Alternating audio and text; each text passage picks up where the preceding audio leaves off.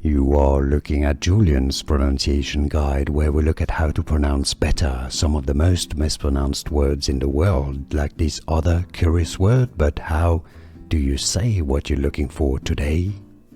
Let's learn once and for all how to pronounce this word correctly. If you want to learn more biblical words, vocabulary, names from the Bible, stay tuned. This is the interpretation of a text as the Bible by reading into one's own ideas. This is the plural. The singular has an I at the end rather than an E. This one is pronounced eisegeses.